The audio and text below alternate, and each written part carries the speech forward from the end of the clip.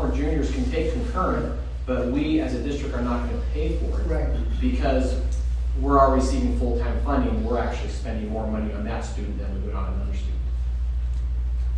And so I'll describe that for you. That makes sense. Yeah, yeah, we have some schedules. This is why we have time, well, this is why I think it's good, right? So there's two primary criteria the students must meet, right? You have to be one of our students, you have to be a YUHSD student, and you have to be on track to graduate. Because the only way you can have a reduced schedule is if you're on track to graduate. Our counselors won't let you take 4 classes if you need 5 or 6, okay?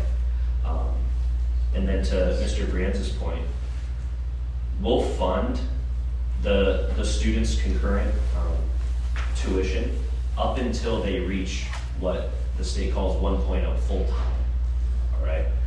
Courses exceeding that will be taken at the student's expense. And so for your freshman example, they already have, 5, 6 courses on their home campus, therefore they're already full-time. This program does not apply to them. It's pretty much self-explanatory, it makes sense, as you become a junior, but you're closer to go to concurrent class at the college and even a dual class in school, Correct. That makes sense. And so, then as a senior, if you're on track and you've passed your courses, you typically only need, 4 classes or so to meet your graduation requirements. And that's where you definitely see an uptick in the concurrent, is that junior senior population. And once you're eligible for a part-time schedule, that's where this comes into play. And what makes you eligible for a part-time schedule? Your credit current, so if you're on track to graduate, and essentially the credits that you need, they're the classes you need to take, you don't have to take all 6, right? Like it'd be 4 or less to meet that. So let's say you're at 20 credits and you only need 2 more. You don't have to take 6 classes to get there. And that's typically seniors. So correct. Typical senior will go into their senior year with, say, 18 credits, so they need 22 to graduate. Okay. So now they have 4 classes. Well, if I take them all to college, or take 3 of them at college, and we don't get funding for that, so that this is what we would pay up to them to be full-time. Right, okay, so what about the ambitious child or family that decides as a freshman, I want to take concurrent? Are they still eligible to take it if they pay it themselves? Correct. Yeah. Yep. And how does that affect us, how does that affect us at all? Does it? It does, because they're paying that. We're getting our full funding because they're in school the full time. That's just the parents' election to go pay for that themselves, whereas what we're saying with the seniors is we're losing some of that funding, because if they decide I only need 2 courses with the high school, I'm gonna go pay for my own AWCs, Right. We're not getting that funding. But now, by offering this, we can say, hey, it's a win-win, you can go take these courses, we'll pay for it, and we get the funding back that we were losing. So it's no outlay for families, which is also really nice. So Danny, can you go to the next slide? It'll be a little easier to explain. Are we just horrible audience? No, this is good. And so, Ms. Mariana and I will kind of hop back and forth here, but just to answer the question you were just asking, that scenario on the left is like your traditional high school student. Okay, you're a senior, you're on track to graduate, you still typically need a math, an English, your government econ, those senior classes, right? Well, let's say I'm at COFA and I'm in JROTC and I want to complete that. I really like being a part of that program. You can still be a JROTC student, right? And that's going to be at your home campus, because one of the requirements in statute, one of your courses has to be at what they call brick and mortar institution. And so we meet that brick and mortar requirement by being at our home campus. So I would take JROTC at COFA High School, but then to go fulfill my graduation requirements of the English, the math, and the government, I can go take English 101, Math 220 is calculus, and POS 110 is American politics, the government requirement at Arizona Western. I can go take those, and YUHSD would pay for those, because now I'm taking my 1 at COFA and my 3 other to get to full-time. Okay, so that would be a full-time student in this new model. Are Because any you're of still those courses, taking. sorry, please, but any of those courses that you just mentioned, English 101, could those be taken at the school site? By If they're offered dual credit wise, English 101, yes. Math 220, only at San Luis with Dr. Wong, used to be. Yeah, so that's going back to Ms. Stevenson's point. A lot of the higher level maths, not so much. And how do those teachers get paid, through us or through college? Which ones? The The dual? teachers that, for the dual, Us. The dual, our teachers are Yeah. fully staffed, so that teacher, or it's part of the teaching? Yeah, it's Yeah. part of the teaching. But the one thing is, if that student on the left-hand side decides to take English 101 at COFA as a dual enrollment, we wouldn't pay for that course fee. The student has to pay AWC for that course fee. Which is $30 a credit? Yeah, $30 a credit. We would actually pay for the last 2 periods, because they would still take those out of AWC. And how will that work if those are 3-hour courses? 3 credit. 3 credit. Yeah, 3 credits, so- courses? You know, it's 3 hours. Yeah, it's basically 3 hours a week. No, it means 3 hours usually a week. and Yeah. so, Okay, I was like- Yeah. yeah, not to dive into that Yeah. too much, but we definitely exceed the seat time in our dual credit courses compared to Arizona Western's requirements, because if you think about it, if you're taking English 101 at COFA, you're going Monday to Friday for an hour-ish a day. I know Mondays are a little shorter, but you're getting 4.5 hours plus of English instruction compared to Arizona Western's 3. So when it comes to seat time, we definitely fulfill those requirements. But Ms. Mariana can kind of talk about the workforce pathway in this as well. And the second scenario, as Mr. Sedmore mentioned, is your government is your required senior course, so they can take that course, that class at their high school, their home campus, and then take that English 102, that Math 187, and then you'll see ACR 101, which is an air conditioning and refrigeration course. So the courses that students can take in concurrent enrollment can be career aligned. And again, this goes to maybe non-CTE, CTE students, maybe paths that we potentially don't have within our campuses. But this will continue to align with the career pathway they choose. And we know our partners at Arizona Western are great to identify, industries in the community and what credentials are needed. So this would support those fast track credentials that Arizona Western College provides. Do we have to have some kind of a contract with AWC, or do we already have this because of the ARS? So we actually have things in place with AWC. The big thing with AWC is they commit to that dollar amount per credit. And just in transparency, there's actually a technology fee added to each credit by AWC. We would actually cover that as well, which that would be coming to the board as an official recommendation probably in December. AWC, Corey and his team, they've been meeting with AWC about this over the last 3-4 months. We do have another meeting with them coming up in about a week and a half, just to make sure that everyone's on the same page before we take any official recommendation to our board. But Dr. Core, his team, they've all been very supportive of this work. And, we anticipate probably having the same number of kids taking concurrent enrollment next year as well, or maybe a slight increase. The one thing that I know we have to be careful about is how does this look when you're a student registering and classes are filling up? Because then, as a concurrent enrollment student, dual enrollment, we have it on your schedule on campus, but dual enrollment is easy for us to manage. But concurrent enrollment, student may want to take it in person, but they're all filled up on campus, so then they have to choose, it could be online option. So those are some things that we'll have to work with students on in that college experience. Like, you don't get the class at least the time you want. So that was actually one of my questions. I was going to wait till the end. Would you rather wait till the end to ask questions, just in case you covered, or? Go for it. Go for it. This seems just really tough. My question would be about how we're managing these students, right? So you guys have done a great job of saying, and it's in the handbook now, you need this many credits to graduate high school, you need this many credits to go to this school, you need this, which is great. But you're 16, 17, 18 years old, you need more direction, such as what the scenario you mentioned. This is all filled up. So is there a specific purpose? No, sorry. Is there a specific person on each campus that's going to be responsible for concurrent enrollment for all of our kids? Question 1. And question 2 is, are our registration periods aligned? Does AWC register earlier than we do? Is that something that we would have to adjust and take into account so that our kids do get every opportunity? And then lastly, I know that universities have like tiered registration, right? Like it's based on the amount of credits that you have under your belt. Well, if somebody coming in who's never done a credit is going to be at the bottom of does that sort of will that happen to our students? Yeah, so I can speak to the second part of that question, and I'll let her answer the first Okay. question. So the second part that you asked was just, ensuring enrollment and registration into those courses, and what does that look like? Mhm. There is a sponsored billing process that Arizona Western already does with other things, such as like our migrant office already does a form of this. So we work with Arizona Western on their timelines of registration, and so to use fall of 26 as the example, they open those courses up in April, right? So you can log on in April and register for your classes.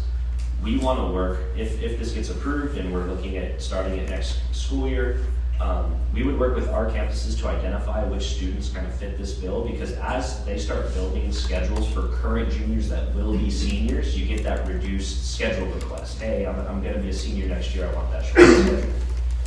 We gather the students that this program would apply to, right?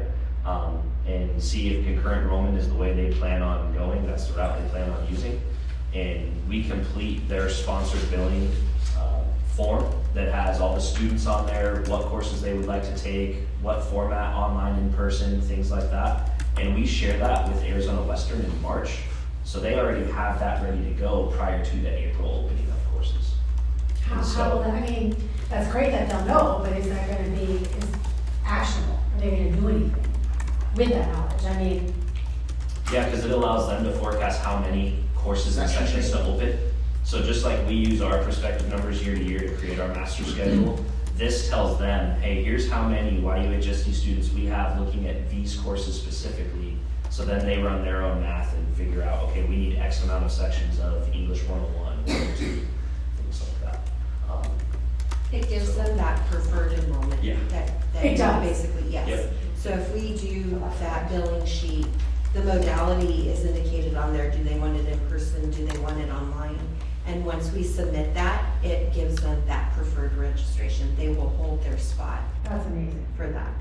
How much And- extra work does that happen It's extra. on the campus level, right? Like it's early. It sounds like it's early. I see the principal smiling. Yeah, that's why I turned to look at all your smiling faces. And we ask them, what happens if we get a student that expresses interest in June, right? Let's say you're new to YUHSD, you didn't realize this applied to you. What then? Can we do sponsored billing again? And they said, yeah, 100%. It's just based on what's available at that point, though, right? Like there's no guarantees. And again, we're totally understanding of that. But it's nice to know that Arizona Western is willing to work with, students throughout the year. You don't have to just hit that March window, because if you move here, You change your mind. Yeah, change your So mind. if this is approved in December, then we have to really work hard to get the word out that this is an opportunity for our kids. We're not opposed to hard work. So priority registration doesn't mean that they're registered though. It just means that there's a spot there, but then they are responsible for registering. And we'll learn the logistics through Arizona Western, because this is again going to be their first time as well navigating a project of this magnitude. But your first question was, what is it going to look like on management campus level? So for the first year, it'll most likely be me. For everyone? Yes, but that's okay, because it gives us a really good opportunity to kind of set the tone and the expectations and develop systems that could help track and monitor the students. I'm kind of looking at it from the lens of what the avid elective teacher currently does. The avid elective teacher serves as a liaison for the student between the house and the campus educators, kind of like to navigate what direction their academic career on campus looks like, right, in our high schools. This position would help whoever we decide after me the first year at each campus would help be that liaison. So we're looking at developing systems within our organization that would give us alerts as to what student grades are looking like. And then also working with AWC. Right now, the only one who has to volunteer to see what their campus courses look like right now is Corey. But then we'd be giving access to that person so that they can also help students navigate and monitor. This person would kind of do a check-in either weekly or bi-weekly with students, with the idea being that they help the student navigate professor conversations, tutoring opportunities, resources available, work in conjunction with the AWC staff to find out what is available for the students there. So it would be a liaison to navigate college life, and then also keep an eye on what's going on. And not offered just to avid students. No, it's offered to concurrent. So I said avid as I'm modeling off of that model and what that person does, the avid life teacher, to create what this person does. It's not gonna be exactly the same, but just kind of some guidance in that. I have two final questions. Sorry, I'm so sorry. You guys are doing a great job, thank you. My next question is that paper, that dreaded green paper that they used to have to fill out that said, we're taking a dual enrollment class and we want it to be this and this. Do they still have to fill out that paper? How are we gonna tell all the parents? Because it's awful when you don't know. And that's the first question. That paper's gotten a facelift. It's not the same green anymore. Paper. And so, Just change it. It's now golden. so we still have the concurrent enrollment form, right? That's what that is. And that form is very important because it really is, it's a safety net for our students. That way the counselor is verifying, like, yes, this course is the appropriate one for you to take. It's going to meet the graduation requirements you're expecting it to, and things like that.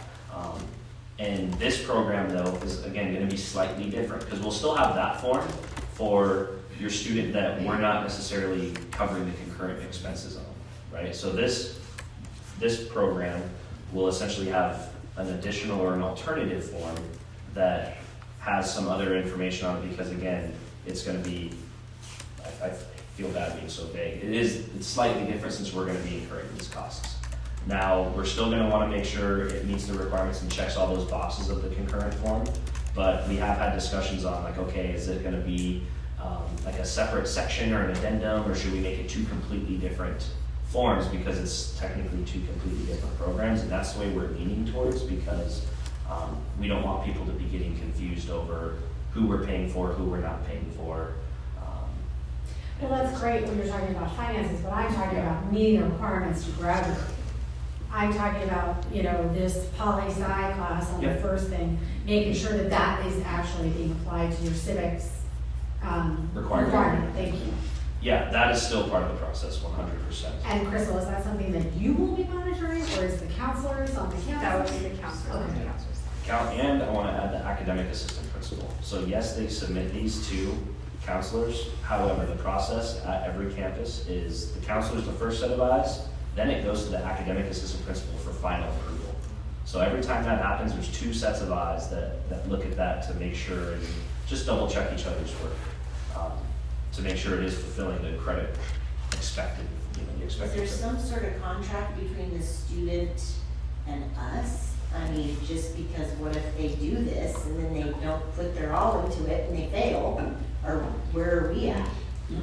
Yep, that's come up in conversation as well. What does that look like? And so, if you can hit next slide real quick. So there is a policy procedure that will be submitted to you guys in December, right? I know Mr. Brianza's scheduled a meeting for part of this early college team to meet with the attorney to go over the potential procedure to be submitted. Because in there, I did draft a little disclaimer about that. Like, what happens if we have a student that wants to withdraw? What happens if we have a student that fails a course, or whatever the not great outcomes could be? What does that look like? What ramifications are there? Because we understand life happens, so you don't want it to be too drastic, but at the same time, we do want to have some accountability, because again, this isn't just, we don't want to sell college credit anymore. We do a great job of that. We already do a great job of students earning college credit when they're self-motivated and things like that. We really want to sell college success, which is where that data comes into play. And so part of college success is finishing what you start and persevering through difficult coursework and things like that. So yes, there will be some sort of consequences for that happening.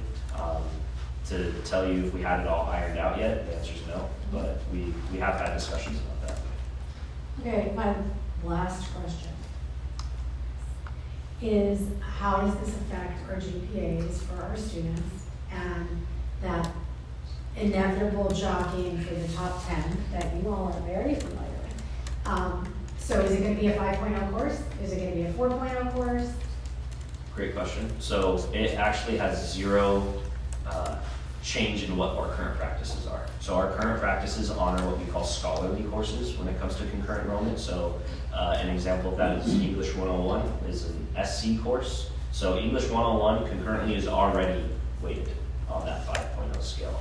So those courses that are already weighted will continue to be weighted.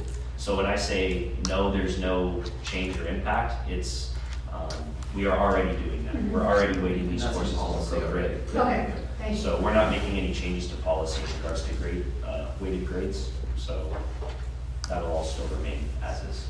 Thank you.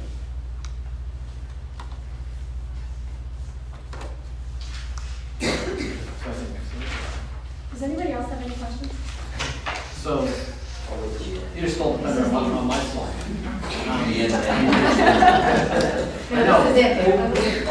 Yeah, really, I would say we have an amazing team that dug in pretty deep, and there will be a recommendation in December, but there's still things that, as we build the airplane, things will be refined throughout the next few months. But, our good partners at AWC, they say we're their premier partner, they're our premier partner, but at the end of the day, none of this would be possible if they didn't have that price point for credits. Because that's what makes it advantageous for the district to pay $30 as opposed to $100 a credit. And we would be one of 3 districts in Arizona that would be offering this, but it's really due to the fact that AWC has a price point per credit that allows us, if we pay for it, it makes it a win-win for us and the kids because of the money that we're losing or not able to capture from the state. Any questions, Mr. Lara? I know you're down there. First comment, which, very good questions. You actually have it all out. Did y'all get a compliment from him? Yeah, Did we? yes, both of you. All over. No bad, you see. But the other thing that I wanted to ask is, this is really so good, how did it start with the idea with it that somewhere, somehow, got the ball rolling? Go ahead and say whose idea, I don't know. All right, go ahead. I think it was Corey's idea. We were sitting at H5. We all know what that means.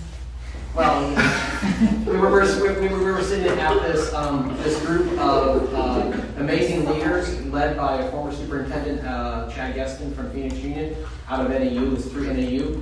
And really they're challenging us, and I think Corey thought about, hey, maybe there's ways we can go about this, and then we just ran with it. But Mariana brought on the part about workforce development. This is not about CTE. These are kids that maybe were CTE kids, but there's opportunities for them as well. Neil with the finance side, Robin Lilly with their support, but really, Crystal, Charlotte, Corey, amazing ideas coming together as a team. So I'll give credit to Corey for just thinking about it, but at the end of the day, it's been the team that's been like, okay, there's money that's being left out there. We can capture that.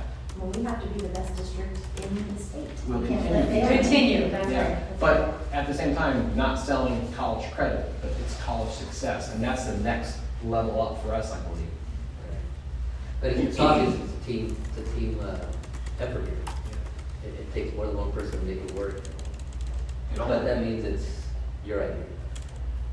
No, I mean, really what it was, I remember walking around, we were waiting for a meeting actually at Arizona Western, and I was talking to Charlotte, and I just remember bringing up through conversation, like, wouldn't it be neat to have a satellite campus out here? Right, I'm like, just think about it, like, imagine YUHSD having a satellite campus at Arizona Western, and, it was like something we said in passing, and it just kind of fizzled out. We went to our meeting, and I had some free time and just started to research different things, and then like Mr. Granza mentioned, we were in the H5, and you start talking to people around the state, and you start chewing on this idea with everybody in the room, and you find a statute that you're like, whoa, like, we can actually maybe do this. And then once that statute was shared, like, everyone is just picked up. So, 100% a team effort here, because, you can see the amount of work you guys even said, like, if we get this approved in December, there's a lot of work to do. So, no one person is going to be able to make this happen. Corey, do you have data that shows how many kids graduate from high school, graduate from college as well? Yes. At the same time? Oh, at the same time, we could get that data for sure. And we're hopeful that, those numbers, whether it's the actual diploma, they're graduating at the same time, or, again, not to totally go off on a tangent, but just, we talk about the AJEC in our world, which is like a really good package of credits that'll transfer to any college. You know, just making sure we earn the right ones. That's really what this boils down to. We want to make sure our students are earning the right college credits, not just college credits for the sake of college credits. And so, yeah, it'd be awesome if this results in more students with associate's degrees as well. If that's a byproduct, cool. But really, it's about college exposure, college success, to give students that belief to continue on the education journey. And I'm glad we're doing this, because when I worked for Gaza School District, that was 13 years ago, and I was there for 17 years. I think they started it like on my second year after being there, taking kids from middle school, taking college courses, more math and English than anything else. So this has been going on for years, and not that, I just want to give them credit for what they're doing, but also, you know, what you guys are doing here as well, or as a team. I think before we adjourn, I just wanted to say thank you to this entire room for representing every student. And the options that our children, our students, I shouldn't say children, our students have is remarkable for any district, but especially for our district in Southwest Arizona. So really, truly, thank you. Any other comments before we adjourn? Is there a motion to adjourn? Second?